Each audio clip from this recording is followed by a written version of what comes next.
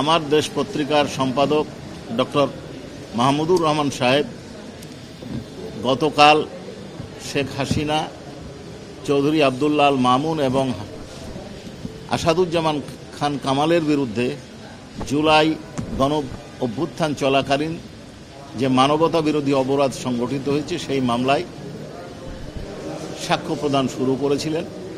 উনি গতকাল তার সাক্ষ্যে শেখ হাসিনা কীভাবে ষড়যন্ত্র এবং নীল নকশার নির্বাচনের মাধ্যমে একটি বিদেশি শক্তির সহায়তায় ক্ষমতায় আসীন হয়েছিলেন সেই বক্তব্য দিয়েছিলেন। কিভাবে পরবর্তী 3টি নির্বাচন পরিকল্পিতভাবে তাকে ক্ষমতায় রাখার জন্য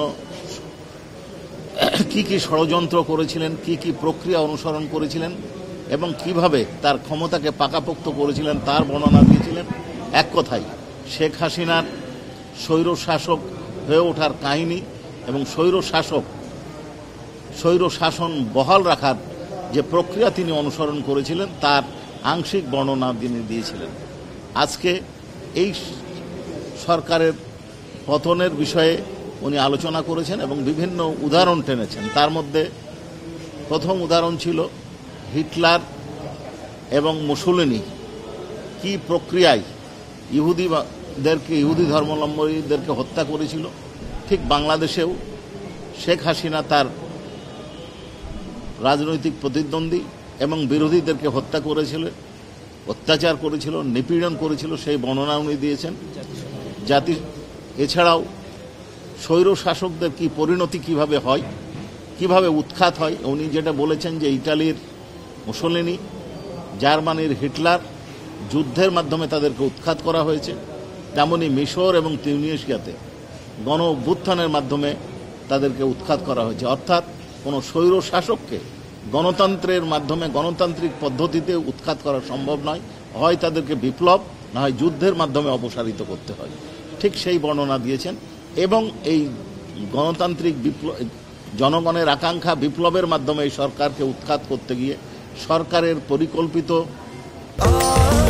স্বাস্থ্যকর অল টাইম ফ্যামিলি কেক, সব সময় অল টাইম হেলদি লাইফ।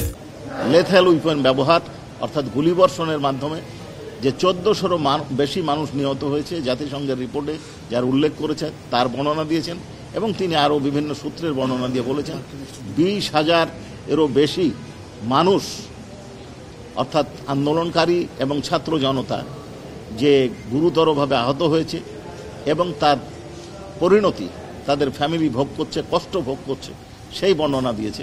উনি শুধু এইটুকু বলে ক্ষান্ত হননি, উনি আরও বর্ণনা দিয়েছেন।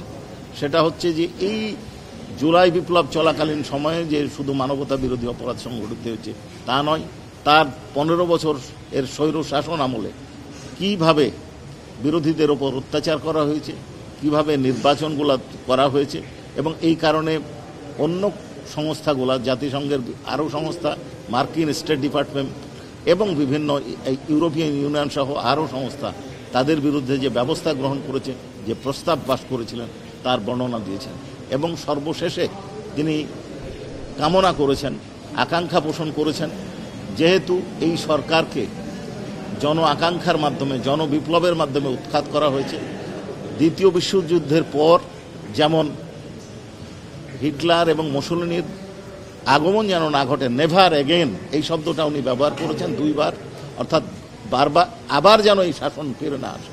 উনি আশা করছেন বাংলাদেশে এই বিপ্লবের মাধ্যমে এই বিপ্লবের প্রতিপক্ষ হিসেবে তারা যে অপরাধ সংগঠন করেছে এই আকাঙ্ক্ষা থেকে, জনগণের আকাঙ্ক্ষা, এই স্বৈর শাসন যেন এদেশে ভিন্ন কোনো ফর্মে ফেরত না আসে এই বলে এবং শাস্তি দাবি করে উনি তার বক্তব্য শেষ করেছেন। যে পুলিশের ডিআইজির থেকে তার উপর পর্যন্ত যে পদোন্নতিগুলো উনি সরাসরি এটা নিয়ন্ত্রণ করতেন, ইশারা না, সরাসরি নিয়ন্ত্রণ করতেন। তিনি যাকে মনে করতেন তাকে ওই পদে পদোন্নতি দিতেন, যাকে মনে করতেন না তাকে দিতেন না, এই কথাটা বলেছেন। উনি নির্দেশের কথা বলছেন, কমান্ড রেসপন্সিবিলিটি কি? কমান্ড রেসপন্সিবিলিটির ব্যাখ্যাটা করেছেন এই যে দেশে যে অপরাধ বা কোনো ঘটনা, অপরাধের পার্টিকুলারলি অপরাধটা বলেছেন, তার নির্দেশ ছাড়া হওয়া সম্ভব ছিল না। এছাড়াও যারা দায়িত্বে আছেন তাদের উচিত ছিল এই ধরনের অপরাধ সংগঠন করলে, যদি বেআইনিভাবে কোনো ঘটনা ঘটে থাকে বা কেউ যদি কোনো অপরাধ সংগঠন করে ঊর্ধ্বতন কর্তৃপক্ষের উচিত ছিল এই অপরাধ বন্ধ করার জন্য ব্যবস্থা গ্রহণ করা। যারা দায়িত্বে ছিলেন তারা এই ব্যবস্থা নির্দেশ দিয়েছেন এবং অনেকে আবার ব্যবস্থাও গ্রহণ করেনি, যাদের এই এখতিয়ার ছিল তারাও এই ঘটনার জন্য দায়ী।